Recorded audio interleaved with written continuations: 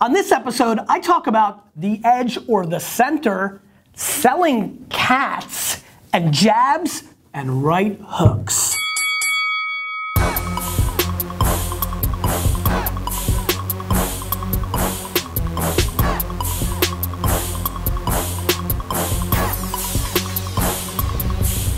Hey everybody, this is GaryVee, Nerdchuck, and you're watching the Ask GaryVee Show. Welcome to episode 8 of the Ask GaryVee Show. 8, the little fun fact for that number is, that is Broadway Browning Nagel's number. Look it up. Eric asks, do you believe in Jim Collins' belief that you can only focus on 3 things? Eric, as a very undereducated gentleman, I don't know all the details of Mr. Collins's 3 things that we can focus, sort of the thesis behind it, but I will tell you that I'm a contradiction on this question. Oftentimes I think that if you're doing more than one thing, you're not doing anything.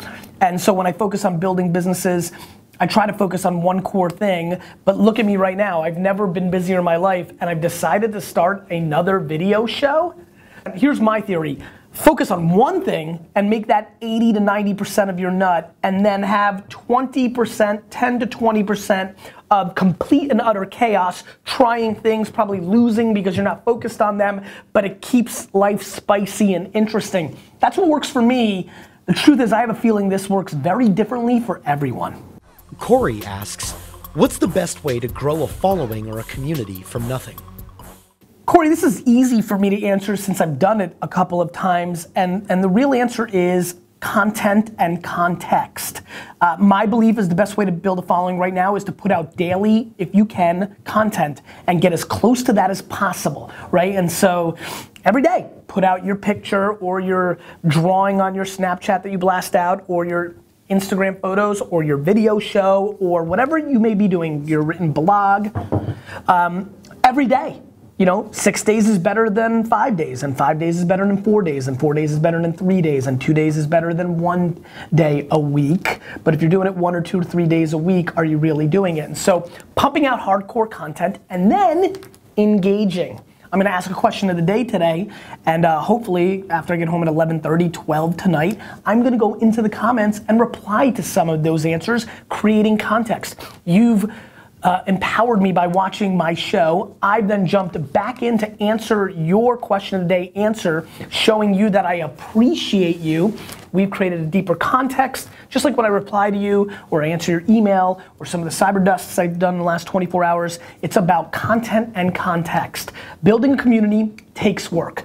Building a community is not a foregone conclusion. Everybody just thinks you're gonna start a show and everything's gonna magically happen, or you're gonna start a blog and you're gonna become an Instagram sensation. The talent to put out the content is only one piece of the equation.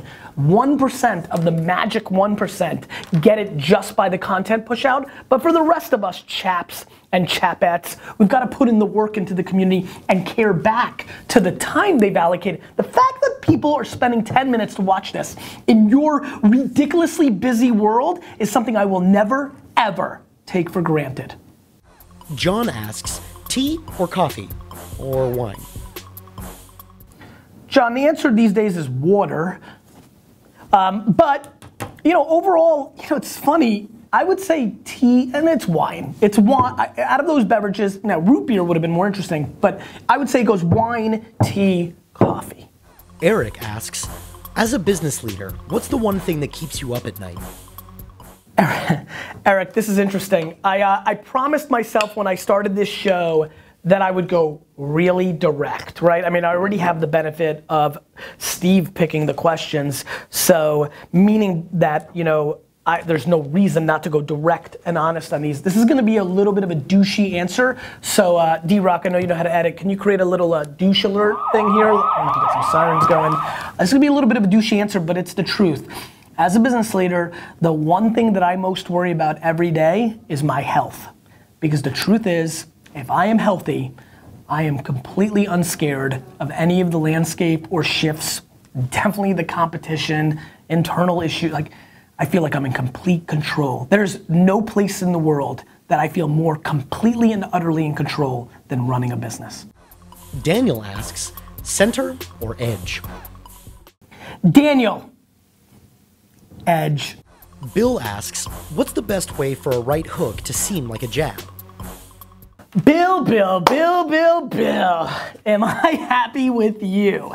Because you've asked a question that means so much to me and is something that so many of you are confused by. Bill, I really appreciate you, and I'm not trying to sting, but it might feel a little like that. Trying to make a right hook feel like a jab is what 99% of salespeople and businesses do that end up failing. It is in the clear honesty and clear track of when I want to do something nice for you, I just do it. A la this show. I just want to take 15 to 20 minutes of my day to share the God-given wisdom and the work experience, and I want all of you to watch it, and I want this in return. Now, come 15 months from now, 18 months from now, whether it's a book, whether it's a seminar, whether it's an event, whether it's me selling rare toys, who knows what it might be, then I will clearly say, buy this friggin' rare toy. It's $9.99, buy it now. But up until that point, I will have very clear, there will be no show where you're watching the show and behind the scenes right now, there's subliminal music pumping, buy the damn cat for $9.99. There is none of that. And so there's a massive confusion in the marketplace, Bill, that people want to disguise the sale, and there is no disguise. Authentically, all in, all of it, all in. Give when it's time to give. On the flip side, there's a crap load of Mother Teresa's and think it's so nice and awesome, and if you're just good, it's good. No, you need to sell. So when you sell, you say, I'm selling. I am selling this, and I feel comfortable. When I put a link out, buy my book. It's out. Buy it. If I've done anything for you, buy it. So the answer to your question is very simple. There is no version of that. That is a losing mentality and execution, and I highly recommend that you take it and you split it very hard apart where the jabs are clear and where the right hooks are clear. Jason asks, how can a public or government institution use social media more effectively in marketing campaigns, i.e. to increase voter turnout? Jason, the truth to that answer is, believe it or not, is to become more nimble and authentic. There is no campaign when there isn't the right process up top. And what I mean by that is a lot of government institutions are coming from the wrong place. For example, I know that, just from little politics, and I don't talk politics very often, but like that, the Democratic Party wants more voter turnout, and the Republican Party historically has not. These are little tidbits I've picked up in the last 12 years, and I could be wrong by that. They're just people in the game that I've heard things like that. So where are you coming from is really the question. I mean, to use social to attract more voters, the truth is, whether you're Republican or Democrat, you're trying to not recruit more voters. You're trying to recruit more voters that are gonna vote for you, right? And so, right there by its own definition, you've got an interesting kind of perplexed situation that the seed is tainted by the outcome. And so, to the best of one's ability, I think it's important to try to get the religion at the top to really execute. I mean, look, social media is probably the most consumer insight driven marketing tool we've ever seen. The data that you can apply on top of social to drive the results, whether to get somebody to vote for an election, to buy a cat, to whatever it may be, there's never been anything greater. And so using, I've said it before, Facebook dark posts, with a combination of Google long tail search SEM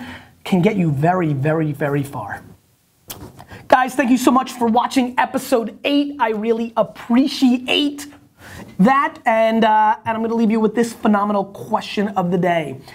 What is your current favorite single beverage? Get specific in there. I want to get to know you. You keep asking questions, I'll keep answering them. Picks the questions. He picks them. Show him, show him, show him, show him, show him.